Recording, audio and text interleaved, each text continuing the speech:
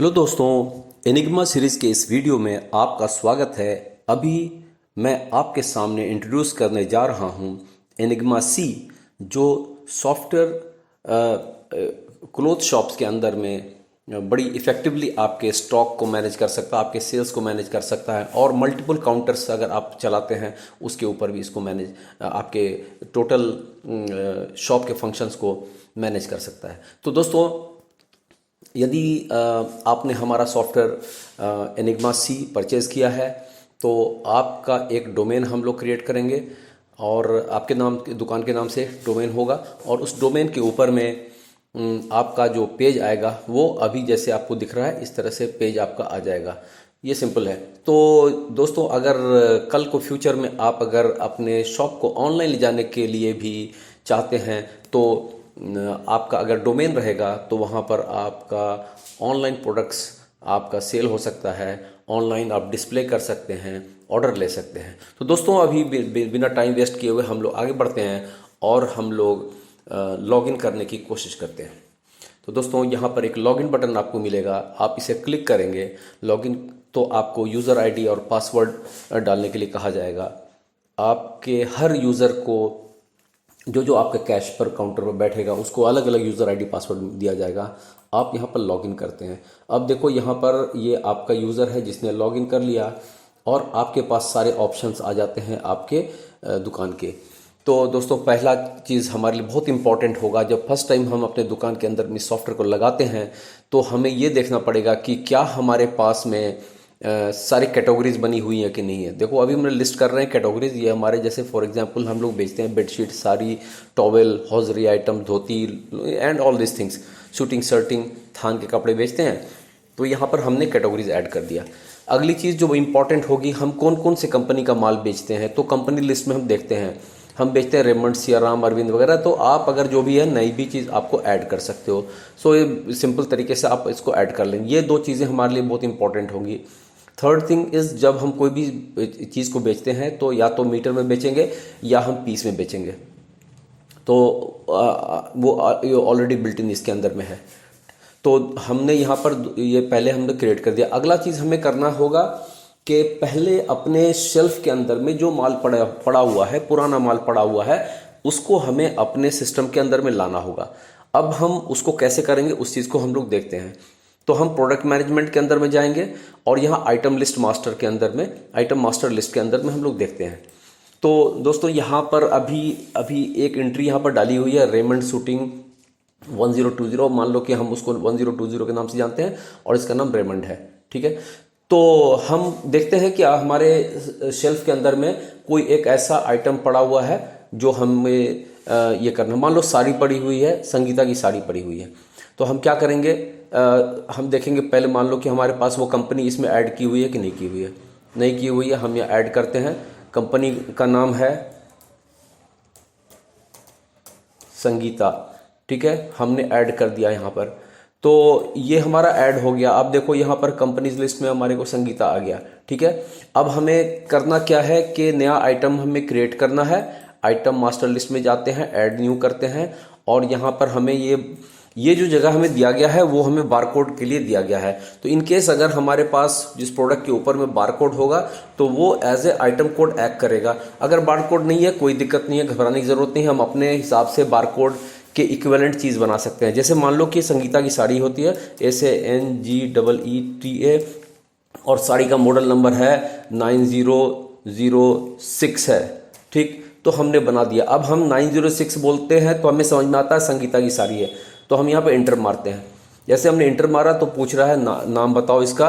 तो हमने कर दिया SANGEETA 9006, ठीक। अब यहाँ पर हमें कंपनी हमें सिलेक्ट कर लेना है। संगीता कंपनी का है, कैटेगरी है, ये सारी है। इसका HSN कोड आपको जो आपको पता होगा कौन सा HSN कोड है। मैं यहाँ पर ऐसे ही कुछ डालकर चला जाता हूँ।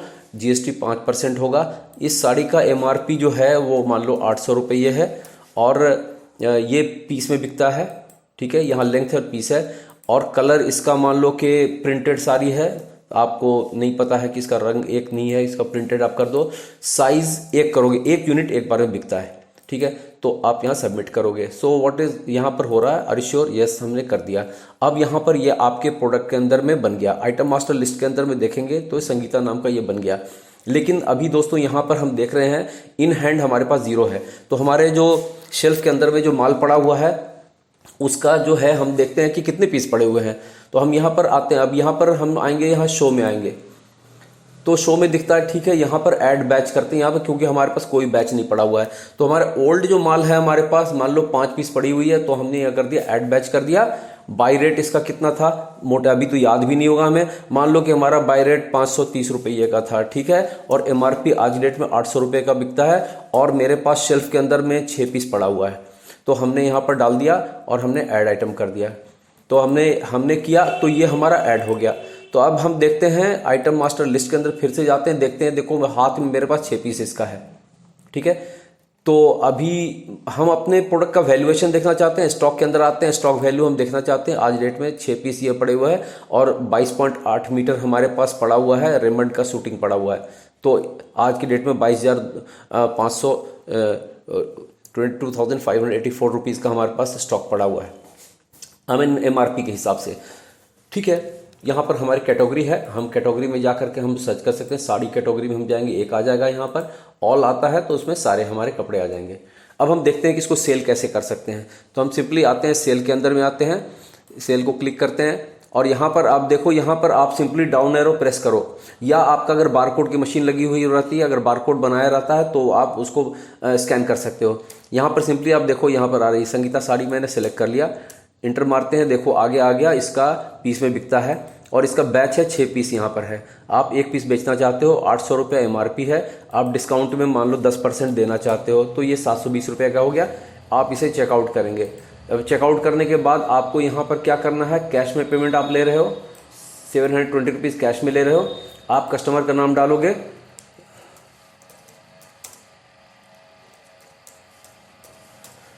ठीक है, एड्रेस मान लो कर दिया आपने,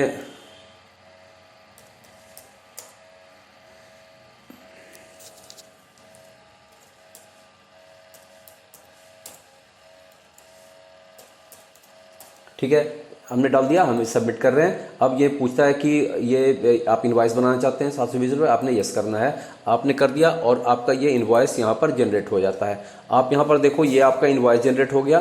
कितने बजे आपका इनवॉइस क्रिएट हुआ, 720 रुपये का कैश में हुआ और ये आपका सारा डिटेल आ गया। यहाँ पर जीएसटी वगैरह जितना हो गया वो आपका आ गया, आपका सिग्नेचर वगैरह किया हुआ था। आपको अपने टर्म्स एंड कंडीशन जो होते हैं वो आपको हमें पहले बताना पड़ता है, जिससे कि हम इसको यहाँ पर डाल देते हैं। तो आपका ये जैसे ही बन गया, आपका से रेडी हो गया। आप यहाँ से इसको सिंपली प्रिंट कर सकते हो, या अगर प्रिंट करोगे तो आपका प्रिंट हो जाएगा। और आप अगर इसको जनरेट पीडीएफ करना चाहते हो, पीडीएफ भी जनरेट करके आप सेव कर सकते हो और आपका यहाँ से हो गया। और आप अपने टुडे सेल के अंदर में देखोगे, आपको यहाँ पर दिखेगा यहाँ पर, और इसको आप दोबारा अगर चाहो ओपन करना तो ओपन कर सकते हो इसको, ठीक है। आप दोबारा चाहो तो इसको प्रिंट कर सकते हो। तो दोस्तों ये रहा अभी हमारा। लेकिन सबसे पहले आपको दोबारा मैं इसको रिपीट करना चाहता हूँ कि जो आपके शेल्फ के अंदर में माल है, उस माल को पहले आपको एंट्री करना है। माल एंट्री करोगे तो आपका स्टॉक बनेगा। अब यहाँ पर हम एक बार देख लेते हैं फिर से। देखो दोस्त, यहाँ पर हमने 6 पीस डाला था और हमारा 5 बच गया, क्योंकि 1 पीस हमने सेल कर दिया। तो ये हमारा स्टॉक घटता जाता है। कुछ जो व्यवसायी हमसे ये पूछते हैं कि सर बताओ, बगैर एंट्री किए हुए हम बिल काटते हैं, तो आप ठीक है काट दोगे वो उस टाइप का बिल, लेकिन उसका कोई फ़ायदा नहीं होगा, क्योंकि जब तक आपका स्टॉक घटेगा नहीं तो आप कैसे मिलाओगे कि हमारा कितना माल था, कितना बिका। तो वो इम्पॉर्टेंट है। तो आपका स्टॉक 2 तरीके से बनेगा। पहला तरीका ये होता है कि जब आप एक तो अब स्टॉक यहाँ से डाल देते हो, सीधे आप यहाँ से अपडेट स्टॉक करके डाल देते हो, तो ये होता है आइटम मास्टर लिस्ट क्रिएट किया, आपने स्टॉक कर ऐड बैच कर दिया। दूसरा चीज़ होता है जब आप परचेज एंट्री करते हो, नया माल परचेज होके आता है, तो आपके पास 2 माल है, पहले से आपके शेल्फ में पड़ा हुआ माल है, उसको तो आपको इसके अंदर में स्टॉक में सीधे अपडेट करके डालना पड़ेगा।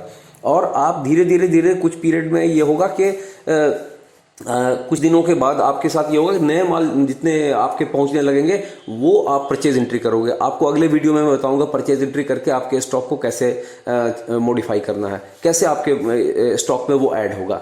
तो दोस्तों, इस वीडियो को लंबा नहीं करते हुए मैं अभी यहीं एंड करता हूं और आई होप आप एनिग्मा सी सॉफ्टवेयर का अच्छी तरीके से इस्तेमाल करेंगे। Thank you very much for watching this video.